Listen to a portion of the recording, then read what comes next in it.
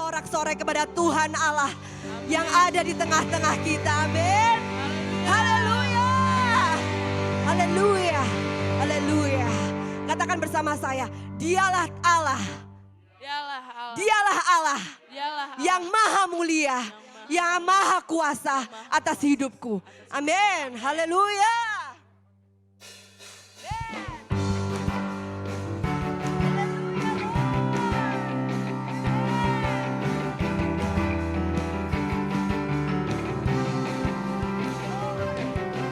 Tak terlukiskan kasih yang kau berikan, karya termegah tiada bandingannya. Gegap kasih-Mu, thank you Lord, setia menjagaku. Dan ku nyatakan, yes, bahwa Yesuslah Tuhan, Maha Kuasa, Maha Mulia, Kau bertata atas semesta. Maha Kuasa, Maha Mulia, dulu sekarang sampai selamanya.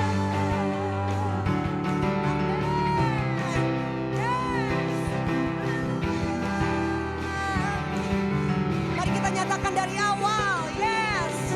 Tak terlukiskan kasih yang kau berikan,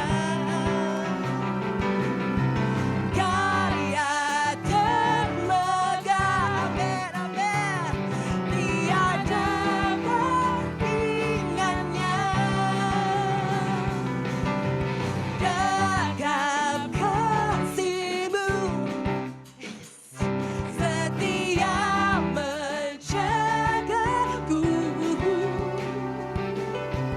Dan ku nyatakan, amin, bahwa Yesuslah Tuhan, Maha Kuasa, Maha Mulia, Kau bertata atas semesta. Maha Kuasa, Maha Mulia, dulu sekarang sampai selamanya.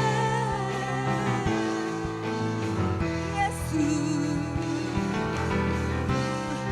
Kau milikku Tuhan. Yesus.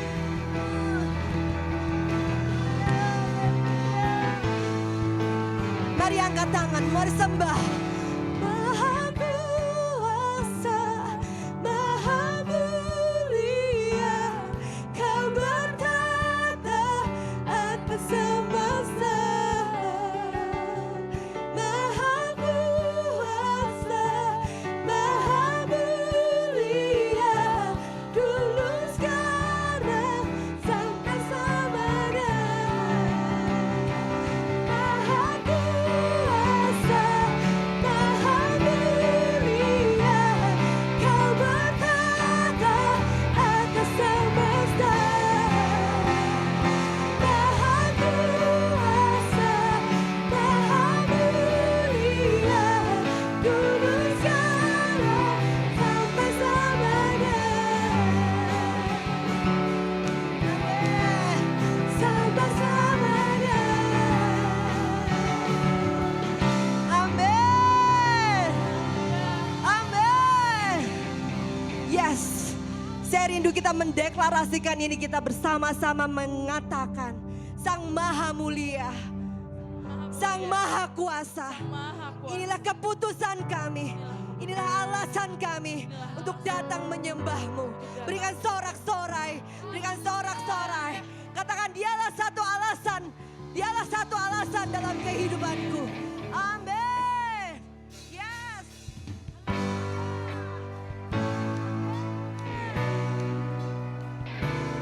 Kau alasan kami untuk hidup Tuhan.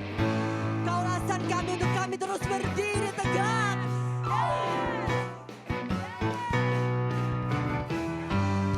Langkah kami tertuju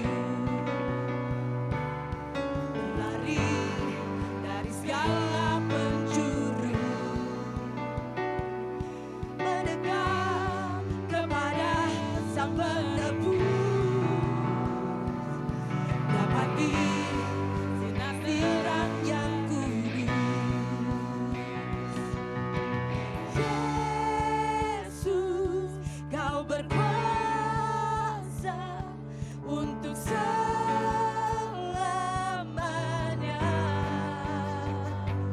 Kami agungkan nama-Mu, terbebaskan belenggu. Hanya Yesus alasan kami datang untuk menyembah-Mu.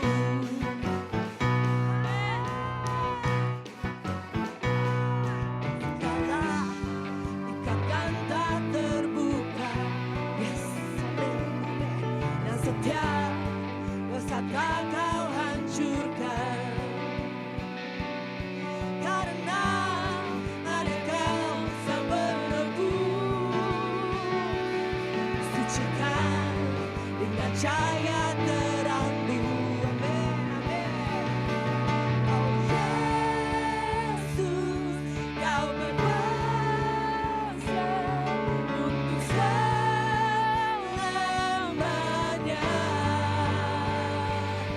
Kami agungkan nama-Mu,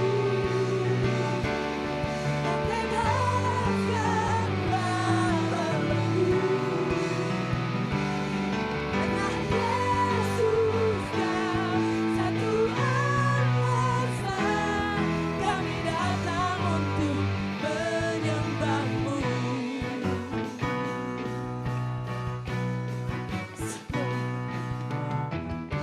Oh Yesus Tuhan yang berkuasa, tiada yang lain. Apapun tantanganmu, nyatakan pujian ini. Apapun pencobaan yang ada, nyatakan pujian ini.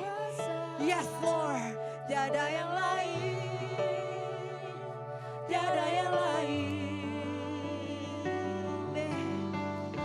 Kau Yesus Tuhan yang berkuasa, tiada yang lain. Mari jemaat Tuhan serukan pujian ini. Kau Yesus Tuhan, oh Yesus Tuhan yang berkuasa. Yes, tiada yang lain. Amen. Oh Yesus Tuhan yang berkuasa. Tiada yang lain. Oh Yesus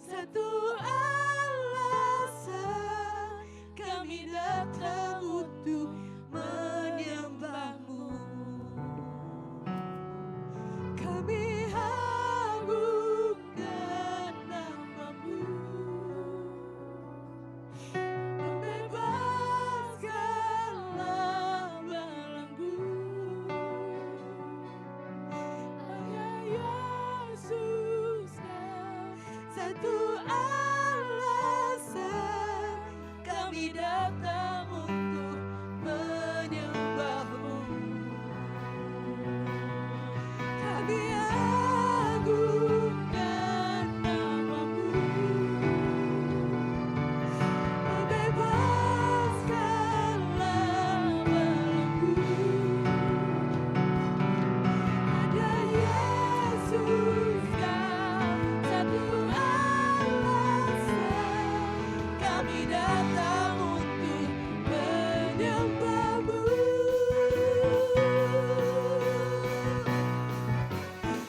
Kau Yesus Tuhan,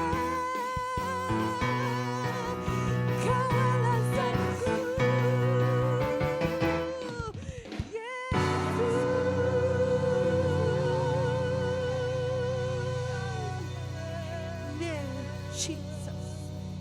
Jesus, Jesus, Jesus, Lord. Karena tiada yang lain selainmu Bapa. Hanya Kau milik. Haleluya, Haleluya.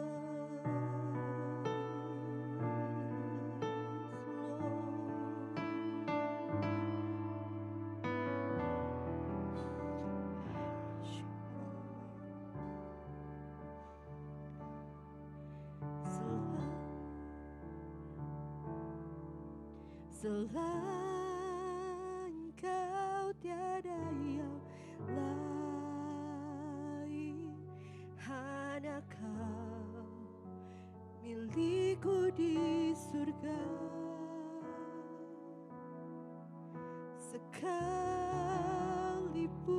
dagingku lenyap, hatiku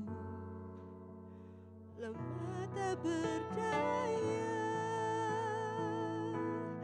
Ku sembah Kau, Allah yang perkasa.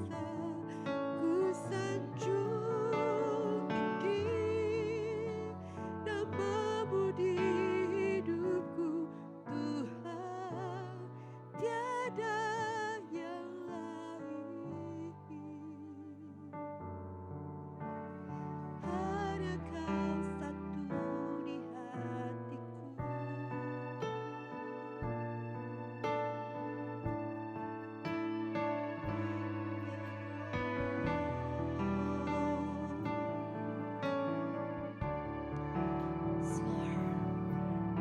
Selain Kau tiada yang lain, hanya Kau milikku di surga.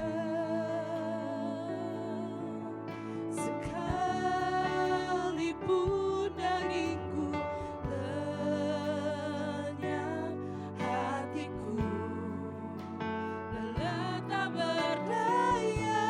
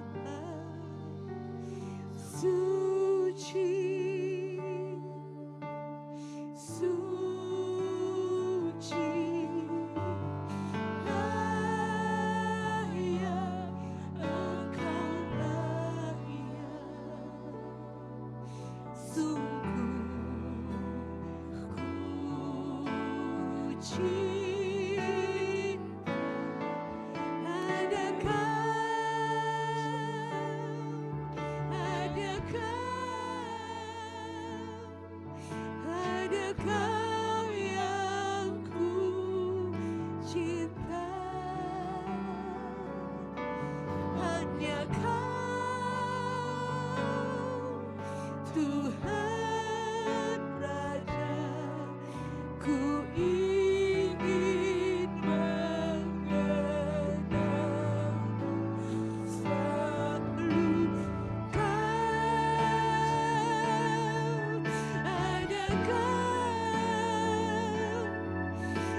Adakah yang ku sembah, suci, suci, layak, engkau layak, sungguh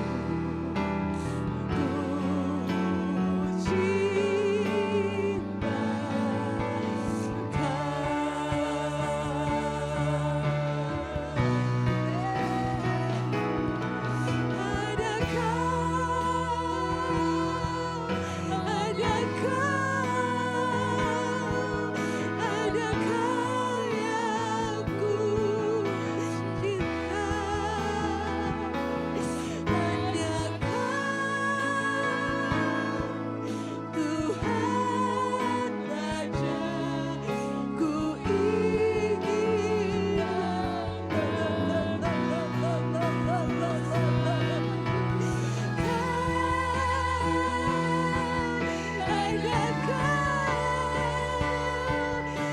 adakah yang ku sembah,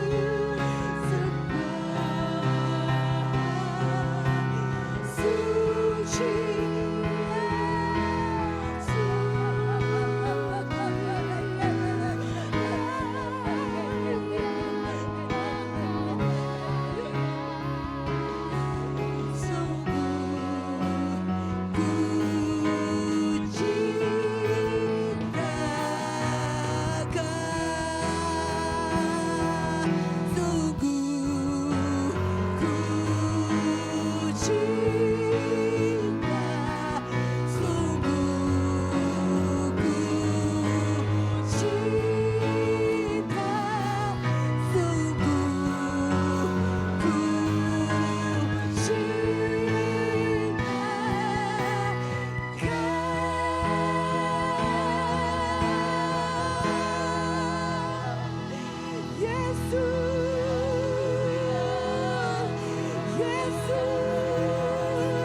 berikan sorak-sorai and shout Jesus.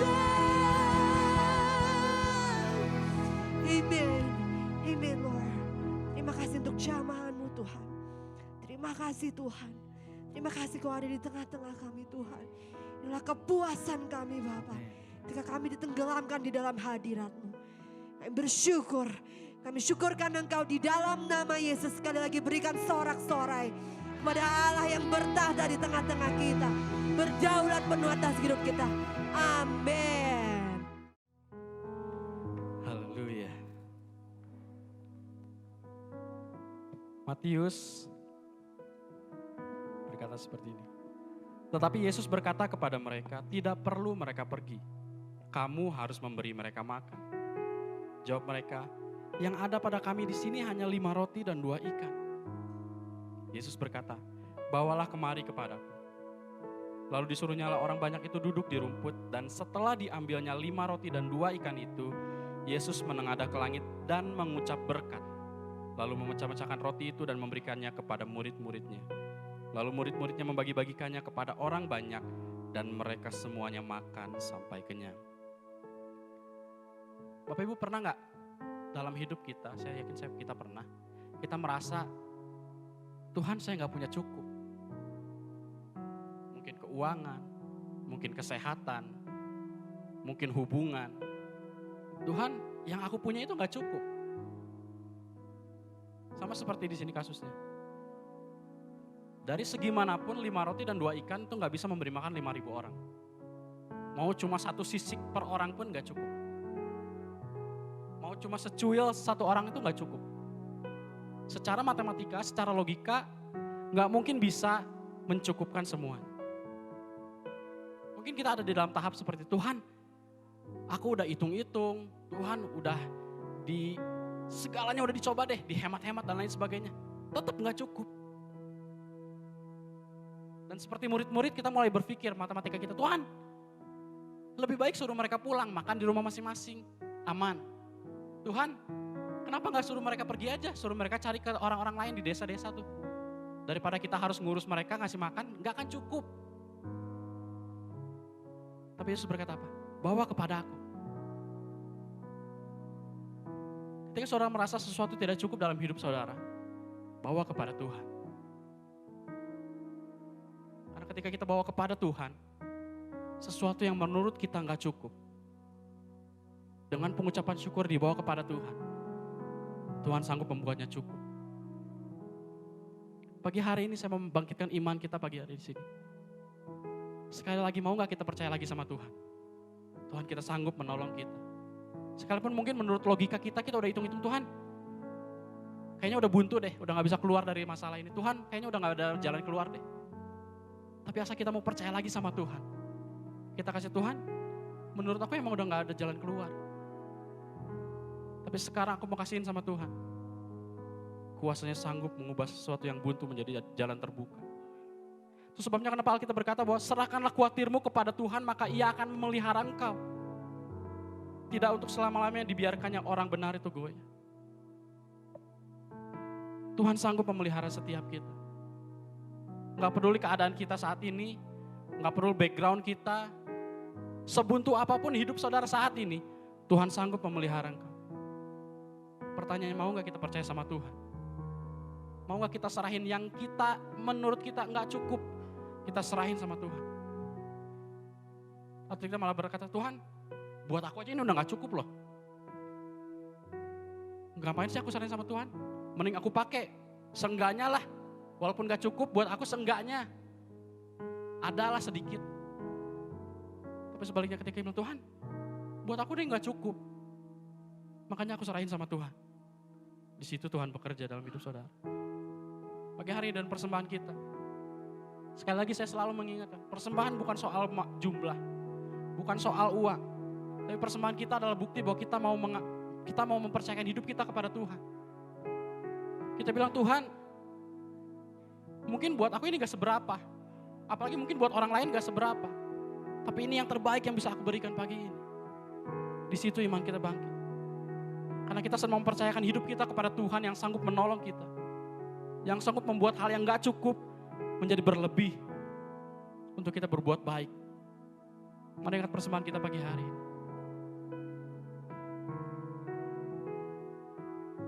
Kami bersyukur Tuhan pagi hari ini Tuhan. Kalau satu kali lagi kami ditantang untuk membuktikan iman kami kepadamu. Percaya kami kepadamu dengan memberikan yang terbaik yang bisa kami berikan. Apapun keadaan kami pagi hari ini Tuhan, biar kami berkata bahwa Tuhan, hanya Engkau yang kami percaya dalam hidup ini. Hanya Engkau yang sanggup menolong hidup kami. Hanya Engkau yang sanggup memelihara hidup kami dan masa depan kami. Itu sebabnya Tuhan pagi hari ini kami berikan yang terbaik kepadamu yang bisa kami berikan Tuhan. Biar persembahan ini menjadi persembahan yang harum di hadapan-Mu. Kami berikan dengan hati yang bersuka cita, dengan hati yang mengucap syukur. Dan biar Kau Allah memberkati setiap kami Tuhan berlimpah-limpah Tuhan. Supaya kami boleh menjadi berkat bagi orang lain. Sehingga dunia boleh melihat bahwa kami punya Allah yang hidup. Kami punya Allah yang baik yang tidak pernah meninggalkan kami Tuhan. Yang selalu sanggup memelihara hidup kami. Itu sebabnya kami persembahkan persembahan ini Tuhan dengan bersuka cita. Di dalam nama Tuhan Yesus Kristus. Kami berdoa dan mengucap syukur. Haleluya. Biar setiap orang percaya katakan amin. Haleluya. Tuhan senang dengan orang yang memberi dengan sukacita. Lambaikan catatan kita. Ya, lambaikan lebih tinggi. Saya pengen lihat saudara. Nah, ini latihan komitmen ya. Oke.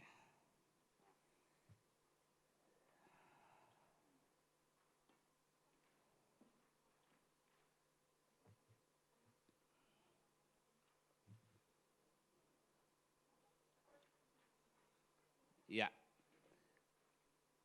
Kita akan lanjutkan.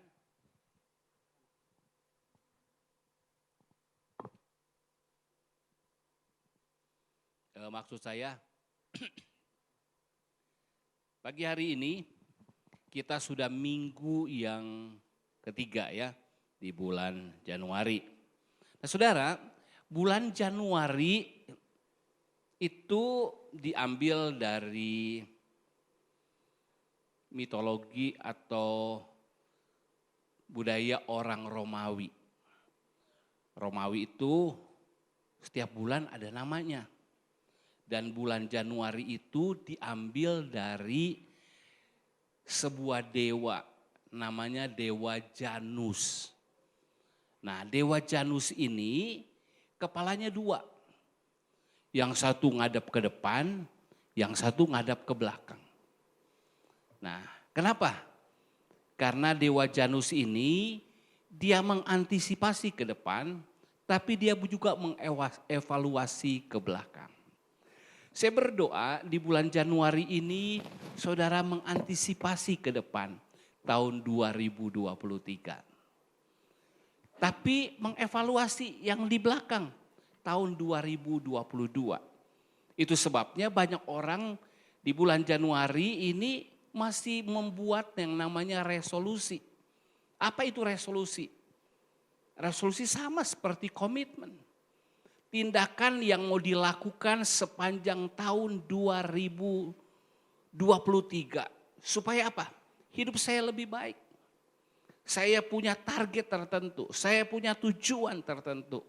Kemarin ketika ngajar di sekolah Alkitab, tiba-tiba kita bicara tentang ucapan syukur. Terus seorang murid sudah bapak, dia juga pengusaha. Dia bilang, Pak Rudi saya ini mengucap syukur atau kurang mengucap syukur ya? Atau gimana seharusnya? Kenapa? Karena saya nggak tahu nih, kalau saya nggak mengucap syukur nanti salah. Tapi kalau saya mengucap syukur, kayaknya ada yang nggak pas. Maksudnya gimana? Gini, atau sebelum dijawab ada yang jawab, oh kita orang Kristen harus mengucap syukur senantiasa dalam segala hal. Ya benar juga. Tetapi tiba-tiba Tuhan ingatkan begini, kita tuh banyak orang kali seperti anak kecil, orang kalau mengucap syukur, terima kasih. Anak-anak kecil suka diajar tuh, baik sekolah minggu maupun anak Eagle, say thank you. Thank you Sir Asa. Thank you apanya? Ya, suatu ketika ada anak datang sama saya, tiba-tiba Sir Asa thank you. Thank you-nya kenapa? Nah, anaknya bingung. Tapi gurunya yang ngomong, Sir, kemarin kan waktu itu Sir ulang tahun. Kalau nggak salah Miss Lisa bagiin es krim. Nah dia mau bilang thank you karena dikasih es krim.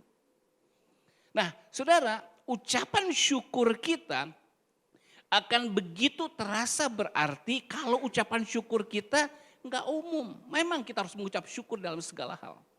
Tapi kalau pagi-pagi berdoa, mari mengucap syukur yang spesifik. Tuhan aku bersyukur. Kenapa? Aku masih bisa bernafas. Tuhan aku bersyukur aku sehat. Nah berhubung dengan tahun yang baru dengan tahun yang lama. Jadi orang itu bertanya gimana ya? Saya bilang bersyukur harus detail. Detailnya gimana? Tahun 2022 buat resolusinya apa? Apa ukurannya? Tercapai enggak? Kalau sebuah perusahaan ada yang namanya KPI. Ada syarat-syarat, oh disebut ini tercapai atau tidak. Sama dengan hidup kita. Kalau hidup kita mau maju di dalam Tuhan, kita harus buat resolusi, harus buat komitmen. Tahun 2023 saya ingin kemajuan, saya ingin perubahan. Saya ingin melihat berkat Tuhan. Apa? Tuliskan. Saya dengan istri kemarin kita pas lagi di mobil, kita berhenti dulu. Saya berhenti, saya pegang tangan. Sepakat ya? Masih sepakat Bu Gembala? Masih sepakat. Sepakat ya? Kita minta ini, kita doakan ini. Jadi harus ada yang didoakan. Nah saya mau pagi hari ini, kalau saudara mau lihat terobosan dalam hidup saudara, catat di catatan saudara, buat resolusi. Apa itu resolusi? Rencana, tindakan, target yang mau dicapai. Sederhananya begitu di tahun 2023. Amin. Nanti saudara catat di rumah, kasih kosong dulu. Pertama target buat sendiri, target buat pribadi. Saya pengen lebih sehat, saya mulai olahraga pagi. Jadi ada video saya simpen di YouTube, setengah jam aja. Supaya sehat, semoga-moga fit, semoga-moga bentuknya lebih menarik tubuhnya. Buat keluarga, nanti buat targetnya apa? Suami, saya sekali-sekali mau kasih surprise buat istri, ngasih hadiah. Ya, jadi suami-suami jangan terbalik ya, jangan minta hadiah sama istri. Istri-istri mau buat surprise apa? Buat keluarga. Gitu. Ya, terus target apa lagi? Buat perusahaan saudara, buat pekerjaan saudara. Nanti doakan, Tuhan ini resolusi saya. Amin. Saudara mau lihat perubahan? Tuhan bilang kamu gak bersuka cita, kenapa? Karena kamu belum minta. Mintalah supaya sukacitamu penuh. Saya berdoa supaya saudara mendoakan hal ini. Amin.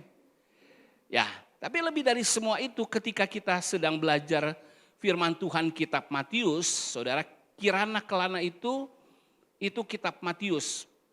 Nah, saya baru sampai di perikop yang pertama. Coba buka Matius pasal 1.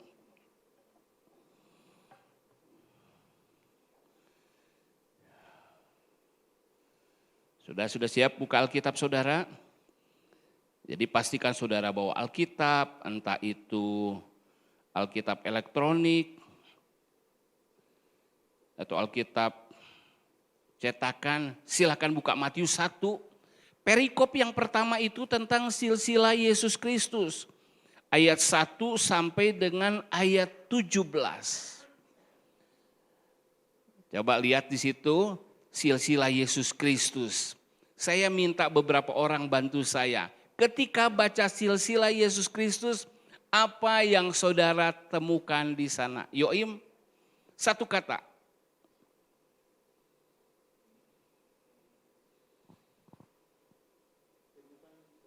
Satu kata.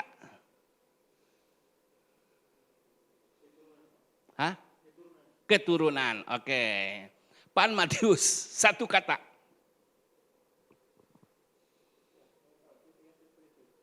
Apa? Silsilah. Oke, Miss Erna? Memperanakan. Oke. Pak Inu? Satu kata aja. Saudara-saudaranya. Oke. Silsilah, memperanakan, terus apa lagi tadi? Nah, kalau saya lihat di ayat ini yang paling menonjol satu, saudara. Nama. Benar gak? Yesus Kristus itu nama. Daud itu nama. Abraham itu nama. Ishak itu nama, benar gak? Ini kumpulan nama-nama. Nah, saudara percaya, saya percaya saudara akan punya resolusi yang bagus. Buat pribadi, buat keluarga, buat perusahaan. Tapi pagi hari ini saya pengen ngajak satu saja. Lewat firman Tuhan yang saya renungkan ini, miliki nama baik di tahun 2023. Jaga nama baik di tahun 2023. Karena kalau nama baik saudara terjaga, yang lain gampang. Amin. Orang mau kerja sama, kamu punya nama baik, dia punya nama baik. Nah saudara, kenapa saya bicara tentang pagi hari ini tentang nama baik? Ketika baca nama-nama ini saudara, saya menemukan yang pertama, saya menemukan di sini ada nama-nama yang menunjukkan karakternya. Baik karakter buruk maupun karakter baik. Kalau kita sampai di ayat yang ke-6, Isai memperanakan Raja Daud, Daud memperanakan Salomo, Dari ayat 6b sampai dengan ayat 11 itu raja-raja. Nama-nama raja-raja. Ketika saya pelajari lebih jauh, ternyata raja-raja ini ada raja yang baik, ada raja yang jahat. Uzia itu raja yang jahat. Manasye itu raja yang jahat. Saya ulang lagi. Daud itu raja yang baik, bahkan sangat baik. Salomo itu raja yang baik. Sempat dia jahat, tapi akhirnya baik di ujungnya. Masa muda dia nulis apa saudara? Amsal. Masa tua dia tulis pengkhotbah. Tapi di tengah-tengahnya dia raja yang sukses. Dia ngumpulin 300 istri, 700 kundik. Istri-istrinya itu membuat dia jatuh. Tapi di akhir hidupnya dia tulis kitab pengkhotbah. Artinya dia bertobat. Ada namanya Raja Asa. Raja yang baik. Walaupun akhir hidupnya dia sakit. Karena dia tidak setia sama Tuhan. Ada namanya Raja Yosafat. Dia raja yang baik. Ada juga raja yang jahat. Bahkan sangat jahat. Rehabeam. Anaknya Salomo. Heran, bapaknya baik. Anaknya jahat. Jadi kita nggak bisa nentuin orang tuanya baik atau jahat. Menentukan anak. Karena itu pilihan.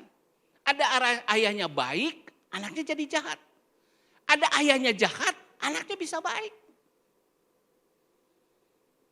Raja Asa itu orang tuanya jahat, tapi dia jadi baik. Ada raja yang jahat lagi, Abia, Yoram. Nah kalau saya sebut tadi Uzia itu awalnya dia raja yang baik. Tapi akhirnya dia menjadi jahat. Kalau saudara pelajari semua nama-nama ini, sungguh luar biasa. Manasye, awalnya jahat. Tapi akhirnya jadi baik. Jadi memiliki nama baik itu pilihan. Katakan kiri kanan. Nama baikmu adalah pilihanmu. Ya. Sekarang kalau namamu belum baik, engkau bisa memilih menjadi namamu baik. Mungkin kau berkata, aku gak ada masalah dengan namaku. Tapi namaku gak ngejual, artinya belum baik namamu. Belum bisa dipercaya orang, belum bisa menarik orang. Pagi hari ini engkau bisa memutuskan, aku memilih namaku jadi baik. Ketika orang dengar namaku, waduh. Orang tertarik. Atau ketika orang dengar namaku, orang menghindar. Mungkin yang udah tua-tua berkata, aduh dulu namaku buruk. Ada kesempatan, perbaiki nama itu. Sampai sekarang saya masih cari seseorang karena saya perlu bereskan. Waktu itu nama saya gak baik sama dia. Amsal 22 ayat 1, beri tanda dalam Alkitab saudara, catat di catatan saudara. Amsal 22 ayat 1 berkata, nama baik lebih berharga daripada kekayaan besar. Dikasih orang lebih baik daripada perak dan emas. Banyak orang punya resolusi, hari ini saya mau tingkatkan kinerja saya. Supaya penghasilan saya bertambah. Supaya harta saya bertambah. Tapi firman Tuhan katakan nama baik lebih berharga. Seringkali saya ketemu ada yang katain dia teh kaya. Ya justru karena orang kaya gitulah kumaha. Gitulah naon. Orang mempertanyakan nama baiknya. Tapi kalau nama kita baik, saya percaya harta akan datang. Amin. Tapi orang yang punya harta belum tentu punya nama baik. Bahkan dikasih orang lebih baik daripada perak dan emas. Banyak orang cari perak, cari emas. Tapi firman Allah katakan dikasih orang. Kenapa kita dikasihi orang? Karena nama kita baik. Kenapa orang mau suka dengan kita? Karena nama kita baik. Amin. Nama baik itu mengandung dua hal. Mengandung reputasi kita. Apa kata orang tentang kita. Tapi nama baik juga yang lebih penting menyangkut karakter kita. Ini bukan apa kata orang, ini apa kata Tuhan tentang kita. Di dunia ini banyak orang punya reputasi. Dia berusaha menampilkan yang baik. Sehingga orang bilang, oh dia baik. Tapi dalam hati siapa tahu? Tuhan yang tahu. Bagi orang Kristen nama baik itu bicara bukan hanya personality kita. Tapi bicara juga karakter kita. Amin. Luar dalam harus sama. Untuk apa? Kita berkenan di hati orang. Tapi Tuhan berkata, aku tahu isi hatimu. Manusia melihat rupa. Tapi Allah menilai hati. Putuskan tahun ini. Jaga nama baik. Dan saudara juga harus menjaga nama baik bukan hanya pribadi. Jaga juga nama baik keluarga saudara. Bela nama baik keluarga saudara. Nah, banyak orang gak bisa bangun nama baik karena dia suka jelekin orang. Dan yang lebih parah dia jelekin orang-orang sekitarnya. Keluarganya, otoritasnya. Pasti orang ini punya masalah di karakter. Ada orang juga ingin muncul tapi ngejelekin yang lain. Dia mungkin punya personality yang boleh diakui, tapi karakter dalamnya pasti jelek. Ada yang gak beres dengan hatinya. Kalau ada yang gak beres dengan hati, Tuhan pasti gak berkenan dan Tuhan pasti gak berkati. Amin. Jaga. Kalau orang mulai ngomongin keluarga kita, ada yang berkata, lo boleh hina bapak gue, tapi sekarang lo hina ibu gue. Wah, naik pitam anaknya itu. Tapi saya berkata, semua keluarga kita harus dilindungi nama baiknya. Dengan apa? Dengan menjaga nama baiknya, dengan apa? Dengan kita berperilaku baik. Dan ketika orang ngomongin keluarga kita, mari kita tunjukkan, kita buat hal yang benar. Oke? Siapa yang mau jaga nama baik? Lambaikan tangan. Amin. Jaga nama baik. Ketika kita belajar jaga nama baik, saya percaya suatu ketika Tuhan akan berkata, sabaslah hambaku yang baik. Amin. Membuat nama baik ini enggak mudah.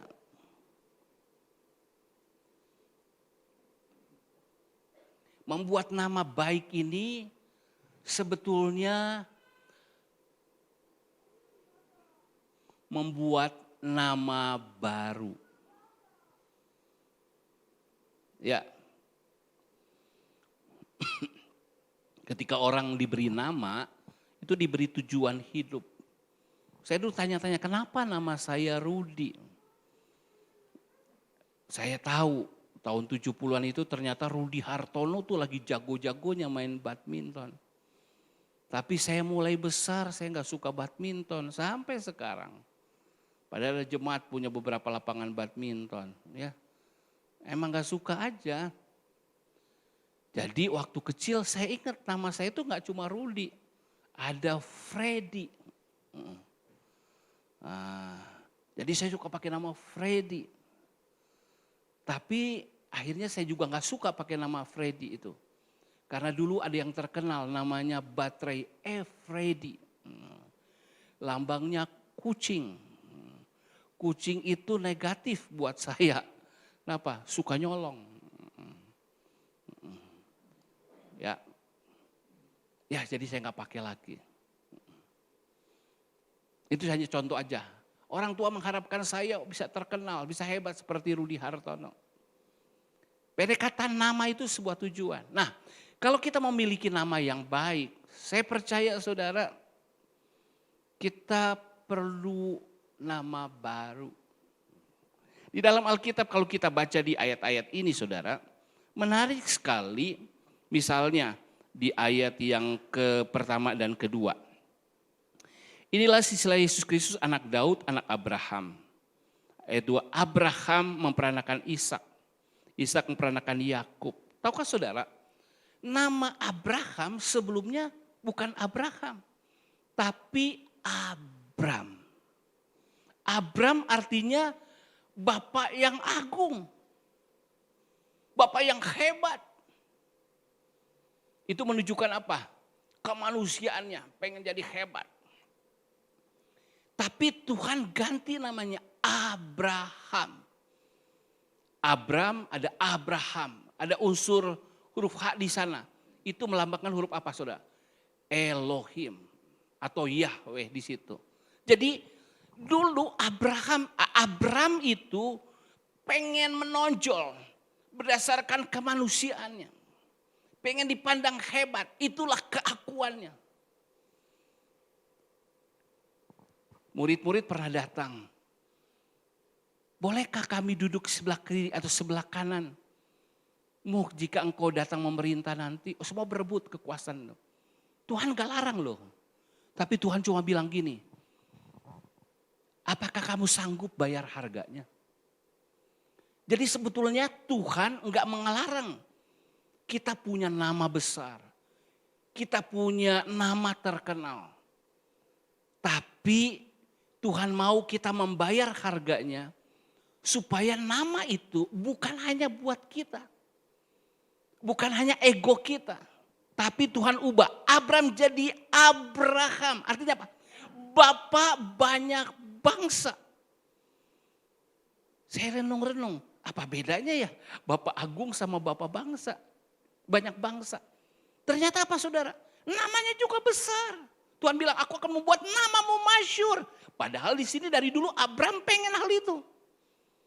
Tapi ketika diubah jadi Abraham, Tuhan bilang gini, aku pengen engkau jadi besar, jadi bapak banyak bangsa, bukan egomu yang muncul, tapi engkau jadi berkat. Ngerti? Maka engkau masyhur. Engkau hanya bisa jadi berkat kalau aku beserta dengan engkau. Jadi nama Allah dimasukkan di dalam nama Abraham. Yang tadinya Abram. Sudah tangkap saudara? Inginkan nama baru dari Tuhan. Saudara boleh punya cita-cita sesuatu yang, ya semua orang harus punya cita-cita. Punya keinginan, punya impian. Tapi kalau impiannya hanya bagi dirinya sendiri. Kita keluar dari komitmen. Kasihlah Tuhan Allahmu dengan segenap keberadaanmu. Kasihlah sesamamu seperti dirimu sendiri. Enggak masalah engkau jadi terkenal. Enggak masalah engkau diberkati. Enggak masalah engkau punya banyak aset. Asal engkau memuliakan Tuhan dengan hal itu. Asalkan engkau jadi saluran berkat buat orang-orang. Dan semua jemaat kota di atas bukit katakan amin. Siapa yang akan diberkati dan menjadi saluran berkat, katakan saya. Ya, inilah visi gereja kita. Menjadi cemerlang dan unggul. Jadi kalau sudah mulai terkenal, puji Tuhan. Tapi kalau kesombongan, itu akan menjatuhkan saudara. Tapi kalau saudara menjadi saluran berkat, ada harga yang harus dibayar ke situ. Itu kehendak Tuhan. Lihat lagi. Abraham peranakan Ishak, Ishak peranakan Yakub. Yakub di satu waktu diubah namanya jadi Israel. Yakub artinya apa saudara? Yakub itu orang yang menggantikan orang lain. Artinya dia perebut. Tukang ngerebut. Dia ngerebut hak kesulungan. Dia ngerebut hartanya Laban. Gitu. Ya. Jadi saudara, Yakub ini diubah namanya jadi Israel. Dulu dia berebut, dulu dia orang yang menggantikan orang lain, dia bersaing dengan orang lain, dia bergumul dengan orang lain. Dan dia menggunakan kekuatannya. Tapi akhirnya Tuhan ubah. Dia bukan hanya berebut, bergumul dengan orang, sekarang dia jadi Israel. Orang yang bergumul dengan Allah.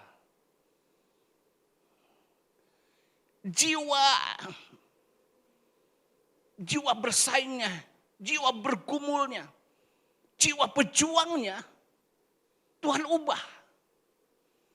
Dulu lahiriah, dulu kedagingan, Tuhan ubah. Dia jadi orang yang bergumul dengan Allah. Bayangin dia bergulat dengan Allah. Ya, tentu dia gak akan pernah menang. Ya kan? Tapi maksudnya Yakub dikatakan menang di saat dia bergumul dengan Allah. Artinya bukan dia menang, tapi dia kekeh, dia kokoh, dia komitmen.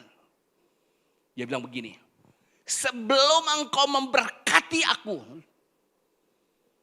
di sungai Yabok itu, aku gak akan melepaskan engkau. Dan kata malaikat Tuhan yang adalah Yovani, Tuhan hadir di situ. Engkau menang. Manusia gak pernah menang dengan Allah. Tapi artinya komitmennya, keteguhan hatinya.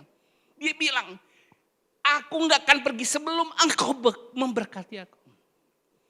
Aku gak mau jalan sendiri kalau engkau gak beserta dengan aku. Itu Israel. Itu Israel. Itulah komitmen yang Tuhan mau. Anda boleh jadi agung, jadi besar. Yang tadinya Abram. Tapi Tuhan bilang, engkau jadi besar, tapi jadi saluran berkat. Engkau jadi besar karena aku beserta engkau. Yakub, pejuang, perebut. Wah, gigih dia. Menyiksikan orang lain. Tapi sekarang dia apa? Dia bergumul dengan Allah.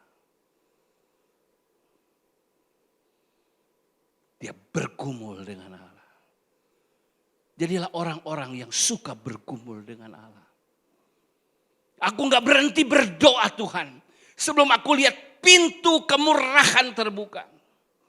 Aku gak berhenti berpuasa sebelum aku melihat mujizat terjadi.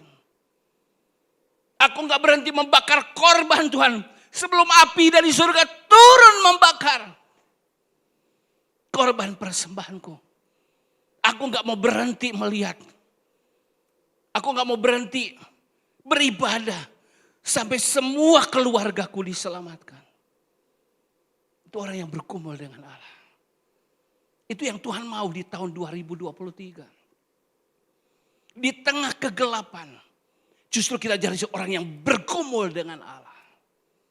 Amin. Mau saudara membayar harganya? Doa pagi itu bayar harga. Dengar firman Tuhan, baca firman Tuhan, bayar harga. Ya. Belajar kirana kelana itu gak mudah.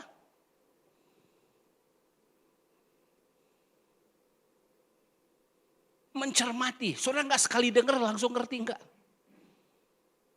Tapi itu namanya bergumul. Saudara memama biak firman Tuhan. Belajar firman Tuhan bukan hanya di permukaan. Saudara dari Yakub diubah jadi Israel. Kalau sudah pelajari nama-nama ini luar biasa. Ada yang namanya Peres. Dia anak kembar. Saudara, kembarnya Serah. Waktu lahir, Serah pengen lahir duluan. Dia keluarin tangannya. Ebi dan lihat, oh ini akan jadi sulung. Diiketin kain benang kirmisi. Tapi Peres yang keluar duluan. Dan betapa hebatnya dia menerobos keluar. Peres artinya penerobos. Saudara. Apa nama baik yang saudara inginkan? Nama baru yang saudara inginkan dengan Tuhan? Dan itu bisa jadi warisan buat keluarga saudara. Coba kita baca Alkitab di dalam Wahyu pasal 2 ayat 17. Wahyu 2 ayat 17 berkata, siapa bertelinga, hendaklah ia mendengarkan apa yang dikatakan Roh kepada jemaat-jemaat.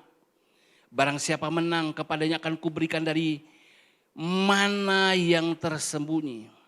Dan aku akan mengaruniakan kepadanya batu putih yang di atasnya tertulis nama baru yang tidak diketahui oleh siapapun selain oleh yang menerimanya. Tuhan mau memberi nama baru sama kita. Ini konteksnya jemaat Pergamus. Mereka itu kokoh berpegang pada firman Allah. Mereka terus bertekun dalam firman Allah. Makanya diberi mana. Mana itu makanan sorgawi. Firman Tuhan itu makanan sorgawi. Kenapa setiap hari kita pagi dengar kirana kelana. Siang ada bacaan firman Tuhan. Sore ada baca firman Tuhan. Karena saya pengen saudara penuh dengan firman Allah. Sehingga saudara disirami, dibersihkan, diubahkan. Dan saudara mendapat nama baru. Amin. Haleluya. Saudara mendapat nama baru. Coba buka di perjanjian lama. Yesaya 62 ayat 1 dan 2. Yesaya 62 ayat 1 dan 2 berkata, oleh karena Sion, aku tidak dapat berdiam diri. Dan oleh karena Yerusalem, aku tidak akan tinggal tenang. Sampai kebenarannya bersinar seperti cahaya. Dan keselamatannya menyala seperti suluh. Maka bangsa-bangsa akan melihat kebenaranmu. Dan semua raja akan melihat kemuliaanmu. Dan orang akan menyebut engkau dengan nama baru. Yang akan ditentukan oleh Tuhan sendiri. Bukan hanya Tuhan yang memberi nama. Tapi peneguhannya lewat orang lain. Ketika engkau peduli dengan Sion, dengan gereja Tuhan. Gereja Tuhan adalah alat keselamatan. Ketika engkau berdoa, berkorban, engkau melayani di gereja Tuhan. Baru engkau dapat nama baru. Dan nama baru itu Tuhan yang beri. Tapi pengakuannya lewat orang. Apa kata orang tentang engkau? Saya tak Kristen, emaknya. Wah, si borok kokok gitu Kristen. Mempermalukan nama Tuhan. Dia pelayan. Maknya pelayan. Konfirmasinya dapat dari Tuhan. Tapi peneguhannya dari orang lain. Lewat apa? Lewat saudara melayani melalui gereja Tuhan. Putuskan tahun 2023 ambil pelayanan. Orang datang ke gereja itu ada dua. Orang bawa air, bawa kirbat, bawa berkat. Atau kalau zaman modern orang nggak bawa itu, tapi ada yang lain sebaliknya. Orang dari rumah bawa sedotan. Datang di gerejanya dot. Ada berkat apa yang saya bisa sedot tadi gereja. Namanya nggak akan pernah berubah. Dia pengambil bukan pemberi. Putuskan tahun 2023 jadi pemberi. Saudara belum bisa memberi kalau saudara belum bisa mengembalikan milik Tuhan. Belajar dari hal itu. Mau saudara lama atau tidak, saudara gak pernah jadi baru. Belajar berkorban tahun 2023. Ada banyak proyek. Kita akan bikin banyak film, kita akan benahi pelayanan anak. Banyak. Kalau nama kita gak pernah baru, artinya kita gak pernah ngalami perubahan. Kita gak ngalami pertobatan. Tangkap saudara? Sama. Kenapa? Karena Tuhan Yesus gak pernah berubah. Ya Tuhan Yesus, dia Tuhan. Kalau kita perlu berubah. Kita yang tua-tua ketemu reuni. Teman-teman udah siap dengan lelucon joroknya. Teman-teman udah siap dengan siasat buruknya. Panggil deh, iya geng orang. Tapi ketika kita datang, lo beda banget ya. Lo kayak pendeta. Tapi kalau mereka ketemu, makin tua makin jadi lo, mah tua-tua keladi. Waduh.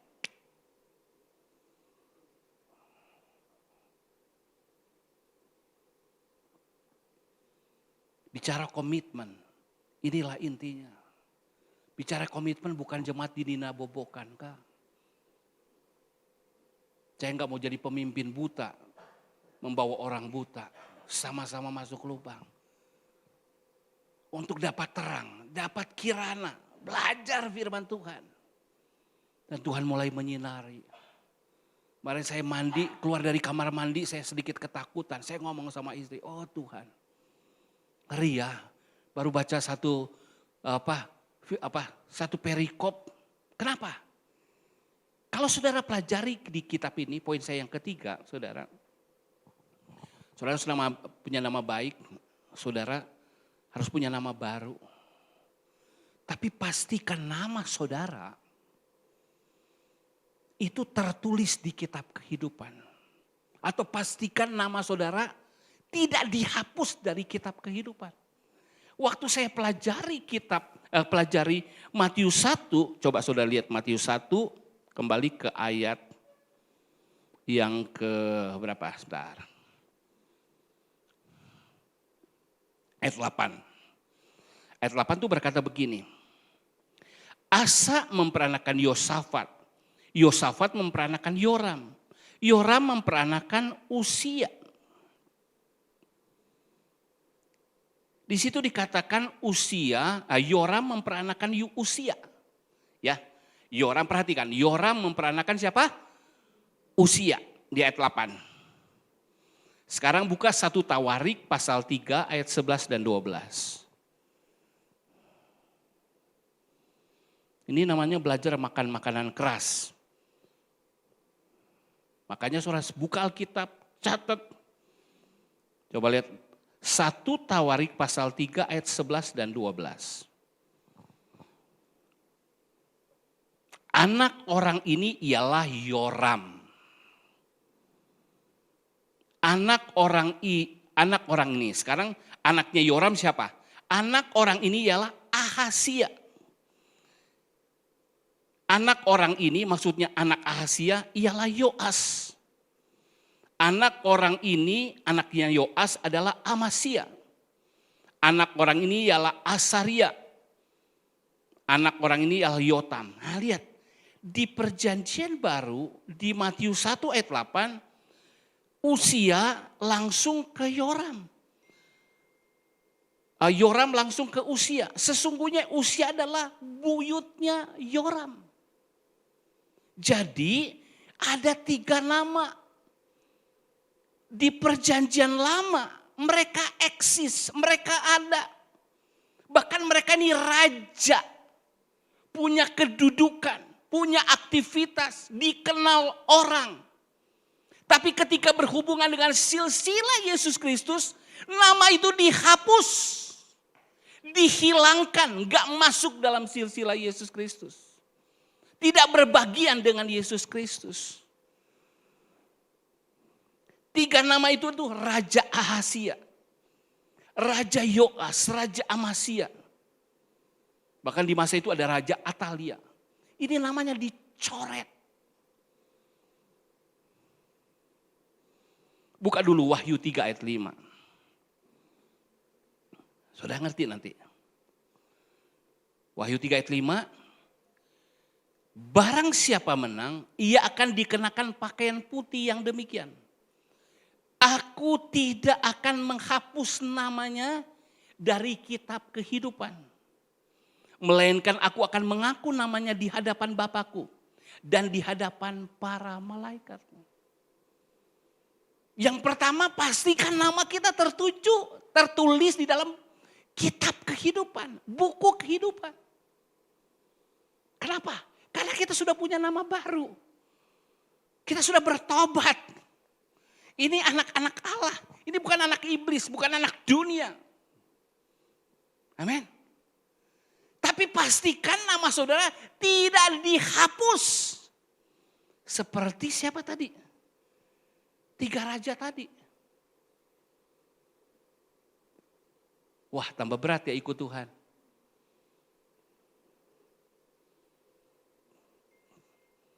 Saya nggak mau suatu ketika orang berkata, kenapa rohani saya begini? Kenapa saya nggak bisa berdoa? Pak Gembala nggak nunjukin berdoa. Kenapa saya suam-suam? Pak Gembala membiarkan saya, enggak. Pagi hari saya mau bereskan. Orang gak sungguh-sungguh dengan Tuhan. Jangan-jangan namanya belum tertulis di kitab kehidupan. Atau namanya sudah tertulis tapi dihapus. Kalau saudara ada di zaman Raja Ahasia, keren. Raja loh. Punya posisi loh, punya istana. Siapa yang gak tahu? Punya masa pemerintahan. Bisa buat kebijakan. Tapi dicoret.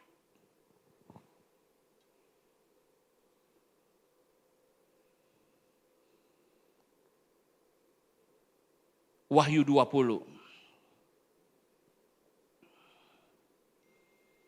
Ayat 15 dulu kita baca. Mari beri tanda, ini penting. Ini menentukan kekekalan saudara. Saudara mungkin bisa susah tahun 2023. Tapi saya berharap saudara tidak susah dalam kekekalan. Wahyu 20 ayat 15 berkata, dan setiap orang yang tidak ditemukan namanya tertulis dalam kitab kehidupan itu, dilemparkan ke dalam lautan api itu. Enggak tertulis, memang dari awal enggak tertulis. Tapi yang lebih menyedihkan, sudah ditulis tapi dihapus. Ayat 12. Di pasal yang sama, Wahyu 20. Dan aku melihat orang-orang mati, besar dan kecil, berdiri di depan tahta itu. Lalu dibuka semua kitab. Dan dibuka juga sebuah kitab lain, yaitu kitab kehidupan. Dan orang-orang mati dihakimi menurut perbuatan mereka. Berdasarkan apa yang tertulis di dalam kitab-kitab ini. Sekarang pengajarannya terlalu berat sebelah yang namanya anugerah. Jangan sampai kita juga penuh anugerah. Anugerahnya ekstrim. Jadi cheap grace, crazy grace. Hyper grace. Anugerah Tuhan lah, saya gak perlu buat apa-apa. Bukan perbuatan. Tapi kalau sudah gak punya perbuatan iman. Perbuatan saudara jahat. Saudara tahu kebenaran firman Tuhan, tapi tidak melakukannya. Dosa itu ada 2. Dosa sengaja membunuh, mencuri. Itu dosa perbuatan. Tapi ada namanya dosa kelalaian. Saudara udah tahu, udah dengar firman Tuhan. Mengasihi, mengampuni. Tapi saudara nggak lakukan.